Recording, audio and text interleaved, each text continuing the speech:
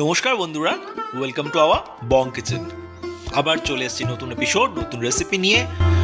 আজকের রেসিপি যেটা হতে চলেছে ভীষণ সুস্বাদু একটা রেসিপি। আমরা বিয়ে বাড়ি, অনুষ্ঠান বাড়িতেও এই রেসিপিটা খেয়ে থাকি, বাট আমি কিন্তু সম্পূর্ণ ভেজভাবে বানাবো, কোনো রকম অনিয়ন গার্লিক ছাড়াই।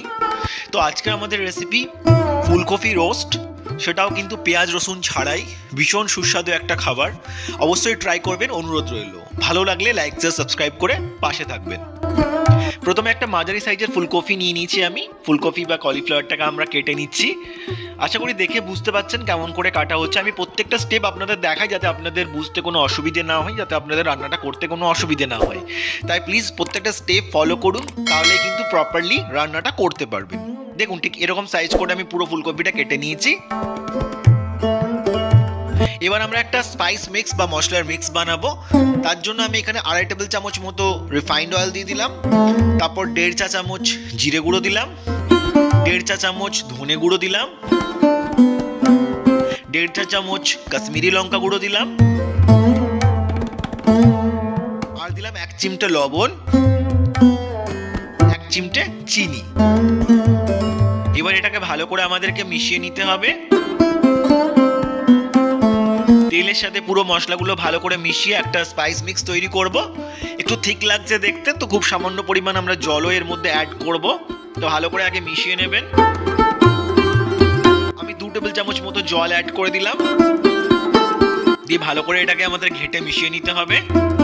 এটা রেডি হয়ে গেল। চলুন এবার কড়াইয়ে চলে যাই। প্রথমে আমরা কড়াইয়ে 500 ml জল দিয়ে দেবো। জলটা একটু কম বেশি দিতে পারেন, এটাতে বেসিক্যালি আমাদের ফুলকপিটাকে ভাপিয়ে নিতে হবে বা সেদ্ধ করে নিতে হবে, তো সেই জন্য এটা দেওয়া। এরপর একটু লবণ দিয়ে দিলাম, আমি 1.5 চা চামচ মতো লবণ দিয়ে দিলাম। এই লবণটা জলের সাথে ভালো করে মিলিয়ে দিতে হবে। এবার ফুলকপিগুলো জলের মধ্যে দিয়ে দিতে হবে, যেগুলো আমরা কেটে রেখেছিলাম।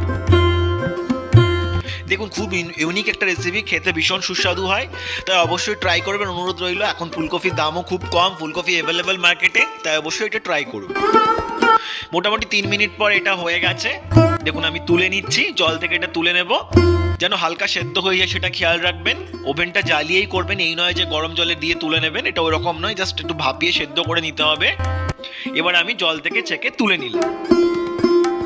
এবার আমরা শিলনোড়ায় একটা জিনিস বেটে নিচ্ছি। আমি এখানে 1.5 চা চামচ পোস্ত দিয়েছি,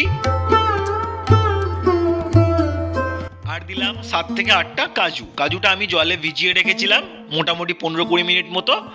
এবার ভালো করে বেটে নিতে হবে। আমি এখানে মিক্সি ব্যবহার করতেই পারতাম, বাট শিলনোড়ায় করছি। একটু টেক্সচারটা একটু শিলনোড়ায় করলে একটু দানা দানার ভাবটা থাকে আর একটু মোটা হয়, তাই আমি শিলনোড়া ইউজ করছি। আদারওয়াইজ আমি কিন্তু এটা আপনারা চাইলে মিক্সিতেও করে নিতে পারেন, কোনো অসুবিধে নেই। আমার বাটা হয়ে গেছে, এটা আমরা তুলে রেখে নেব। এবার 2.5 টেবিল চামচ তেল, রিফাইন্ড অয়েল আমি কড়াইয়ে দিয়ে দিলাম। দেখুন, আপনারা রিফাইন্ড অয়েলের পরিবর্তে সর্ষের তেলও ব্যবহার করতে পারেন, কারণ ফুলকপি রোস্ট সর্ষের তেল দিয়েও করা যায়, একটা সর্ষের তেলের ভালো স্মেল আসে, বাট আমি রিফাইন্ড অয়েল প্রেফার করছি, তাই রিফাইন্ড অয়েলই দিলাম। এবার ভেপে রাখা ফুলকপিগুলো আমরা দিয়ে দিলাম।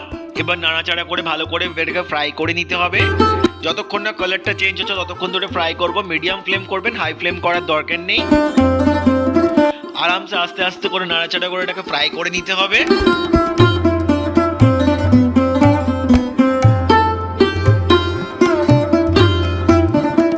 যখন কালারটা চেঞ্জ হয়ে যাবে দেখে বুঝতেই পারছেন একটু লালচে হয়ে গেছে, মানে আমাদের এটা হয়ে গেছে। এবার এটাকে আমরা তুলে নেব।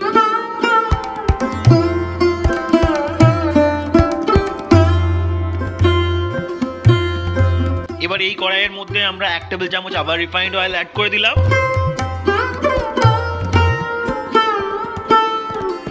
এবার এর মধ্যে আমরা দিয়ে দিচ্ছি 3টি এলাচ, 3টি লবঙ্গ, আর 1/2 ইঞ্চি দারচিনি।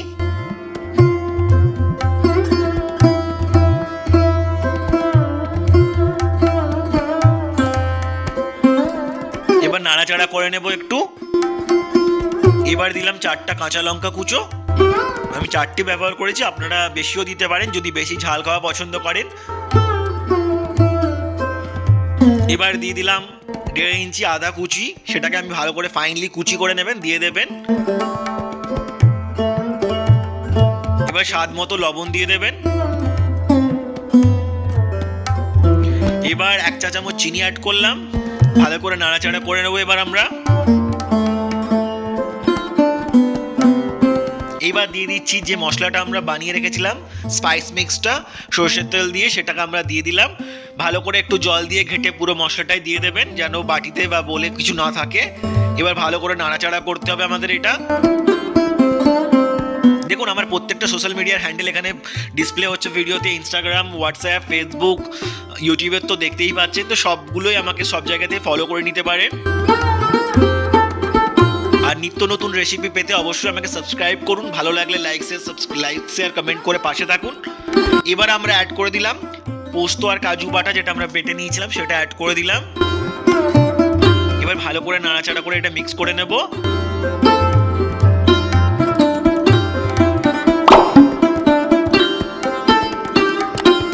পোস্তর বাটির মধ্যে একটু জল দিয়ে সেটাও দিয়ে দিলাম, পরিষ্কার করে দিয়ে দিলাম যাতে কোনো নষ্ট না হয়। দিয়ে ভালো করে আবার নাড়াচাড়া করে নিচ্ছি।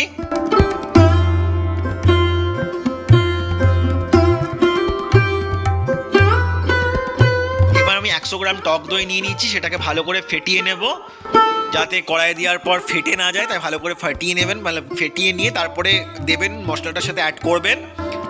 এবার আমাদের নাড়াচাড়া করতে থাকতে হবে। এবার কিন্তু ফ্লেমটাকে লো টু মিডিয়াম রাখবেন, হাই করবেন না, যেহেতু কাজু পোস্ত দেওয়া রয়েছে আবার দই পড়লো, তাই লেগে যাওয়ার চান্সেস থাকে, তাই অবশ্যই খেয়াল রাখবেন আর নাড়াচাড়া কন্টিনিউয়াসলি করতে থাকবেন। মানে এই নয় ওভেনটাকে হাই করে রেখে দিলেন নাড়াচাড়া না করে, তাহলে কিন্তু তলায় লেগে যাবে। আমরা জানি কাজুর মধ্যে প্রচুর ফ্যাট থাকে, তাই খেয়াল রাখবেন। এই প্রসেসটা খুব ধৈর্য ধরে করতে হবে। দেখুন যখন মশলা থেকে এইভাবে তেল ছাড়বে তখন বুঝে যাবেন মোটামুটি আমাদের এটা কষানো হয়ে গেছে। এবার আমরা ফুলকপিগুলো দিয়ে দেবো, যেগুলো আমরা ফ্রাই করে রেখেছি, মানে প্রথমে সেদ্ধ করে ফ্রাই করলাম, সেই ফুলকপিটা আমরা অ্যাড করে দেবো। এবার ভালো করে ফুলকপি মশলার সাথে ভালো করে নাড়াচাড়া করে মিশিয়ে নেব।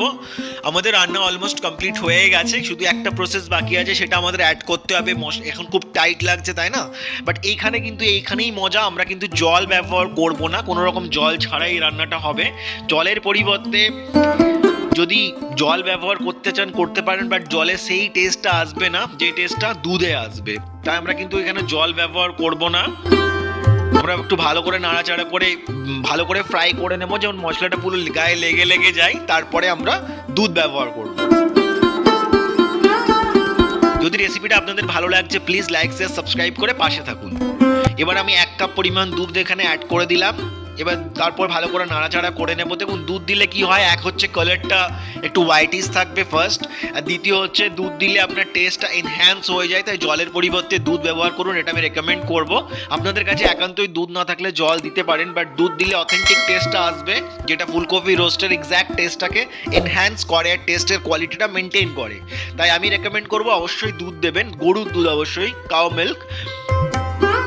এবার এটা আমরা ঢাকা দিয়ে দেবো, মোটামুটি 7 মিনিট মতো ঢাকা দিয়ে রাখবেন, ভালো করে রান্না হয়ে যাবে। 7 মিনিট পর ঢাকাটা খুলে নেবেন।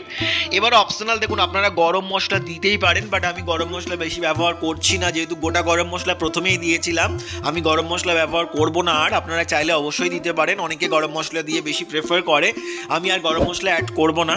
আমি এই স্টেজে যখন দেখব মশলা থেকে তেল বেরিয়ে গেছে, ভালো করে কুক হয়ে গেছে, এই স্টেজে আসার পর আমি যেটা দেব সেটা হচ্ছে ঘি। আমি কিন্তু কোনো রকম গরম মশলার ব্যবহার আর করব না। এবার আমি 1 টেবিল চামচ ঘি দিয়ে দিলাম। ঘিটা দিয়ে বেশি কিছু করার দরকার নেই, ঘিটা দিয়ে একটু নাড়াচাড়া করে মিক্স করে দিন, আর তারপর ঢাকা দিয়ে ওভেনটা বন্ধ করে দেবেন। ঢাকা দিয়ে রাখবেন, ঘিয়ের স্মেলটা ভালো করে ভেতরে, মানে ঘিয়ের স্মেলটা ভালো করে ভেতরে মিশে যাবে, স্মেলটা থাকবে, তাই অবশ্যই ঘিটা সবার শেষে দেবেন আর ঢাকা দিয়ে ওভেনটা বন্ধ করে দেবেন। বেশি না 2-5 মিনিট পরে গরম গরম সার্ভ করুন। দেখুন এটা রাইস দিয়েও ভালো লাগে, রুটি দিয়ে ভালো লাগে, পরাঠা দিয়েও ভালো লাগে, লুচি দিয়েও ভালো লাগে, বাট আমি এখানে সার্ভ করছি পরোটার সাথে।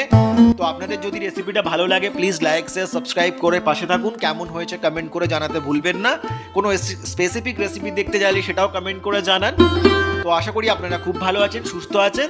দেখা হচ্ছে পরবর্তী ভিডিওতে নতুন কোনো রেসিপির সাথে। ততক্ষণের জন্য খুব ভালো থাকবেন, সুস্থ থাকবেন। অসংখ্য ধন্যবাদ ভিডিওটা শেষ অবধি দেখবার জন্য।